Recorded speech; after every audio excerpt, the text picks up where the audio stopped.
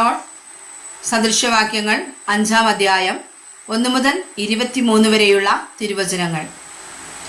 മകനെ, വകതിരിവിനെ കാത്തുകൊള്ളേണ്ടതിനും നിന്റെ അധരങ്ങൾ പരിജ്ഞാനത്തെ പാലിക്കേണ്ടതിനും ജ്ഞാനത്തെ ശ്രദ്ധിച്ച് എൻ്റെ ബോധത്തിന് ചെവിചായിക്ക. പരസ്ത്രീയുടെ അധരങ്ങളിൽ നിന്ന് തേൻ ഇറ്റിറ്റ് വീഴുന്നു. അവളുടെ അണ്ണാക്ക് എണ്ണയേക്കാൾ മൃദുവാകുന്നു. പിന്നത്തേതിലോ അവൾ കാഞ്ഞിരം പോലെ കയ്പും ഇരുവായ്ത്തലവാൾ പോലെ മൂർച്ചയുമുള്ളവൾ തന്നെ. അവളുടെ കാലുകൾ മരണത്തിലേക്ക് ഇറങ്ങി ചെല്ലുന്നു. അവളുടെ കാലടികൾ പാതാളത്തിലേക്ക് ഓടുന്നു. ജീവന്റെ മാർഗത്തിൽ അവൾ ചെല്ലാതെ വണ്ണം അവളുടെ പാതകൾ അസ്ഥിരമായിരിക്കുന്നു. അവൾ അറിയുന്നതുമില്ല. ആകയാൽ മക്കളെ, എൻ്റെ വാക്കു കേൾപ്പിൻ. എൻ്റെ വായിലെ മൊഴികളെ വിട്ടുമാറരുത്. നിന്റെ വഴിയെ അവളോട് അകറ്റുക, അവളുടെ വീട്ടിന്റെ വാതിലോട് അടുക്കരുത്. നിന്റെ യൗവന ശക്തി അന്യന്മാർക്കും നിന്റെ ആണ്ടുകൾ ക്രൂരനും കൊടുക്കരുത്. കണ്ടവർ നിന്റെ സമ്പത്ത് തിന്നുകളയരുത്. നിന്റെ പ്രയത്നഫലം വല്ലവന്റെയും വീട്ടിൽ ആയിപ്പോകരുത്.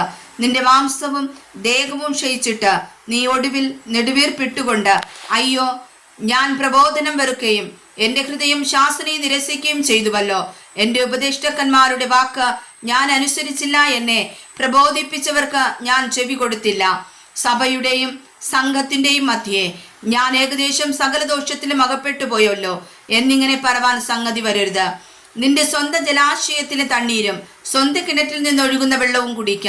നിന്റെ ഉറവുകൾ വെളിയിലേക്കും നിന്റെ നീരൊഴുക്കുകൾ വീതിയിലേക്കും ഒഴുകിപ്പോകണമോ? അവ നിനക്കും അന്യന്മാർക്കും കൂടെയല്ല, നിനക്ക് മാത്രമേ ഇരിക്കാവൂ. നിന്റെ ഉറവ് അനുഗ്രഹിക്കപ്പെട്ടിരിക്കട്ടെ. നിന്റെ യൗവനത്തിലെ ഭാര്യയിൽ സന്തോഷിച്ചു കൊള്ളുക. കൗതുകമുള്ള പേടമാനും മനോഹരമായ ഇളമാൻ പേടയും പോലെ അവളുടെ സ്ഥാനങ്ങൾ എല്ലാ കാലത്തും നിന്നെ രമിപ്പിക്കട്ടെ. അവളുടെ പ്രേമത്താൽ നീ എല്ലായ്പ്പോഴും മത്തനായിരിക്ക. മകനെ, നീ പരസ്ത്രീയെ കണ്ട് ഭ്രമിക്കുന്നതും അന്യസ്ത്രീയുടെ മാറിടം തഴുകുന്നതും എന്ത്? മനുഷ്യന്റെ വഴികൾ യഹോവയുടെ ദൃഷ്ടിയിലിരിക്കുന്നു. അവന്റെ നടപ്പൊക്കെയും അവൻ തൂക്കി നോക്കുന്നു. ദുഷ്ടന്റെ അകൃത്യങ്ങൾ അവനെ പിടിക്കും. തന്റെ പാപപാശങ്ങളാൽ അവൻ പിടിപെടും. പ്രബോധനം കേൾക്കായികയാൽ അവൻ മരിക്കും.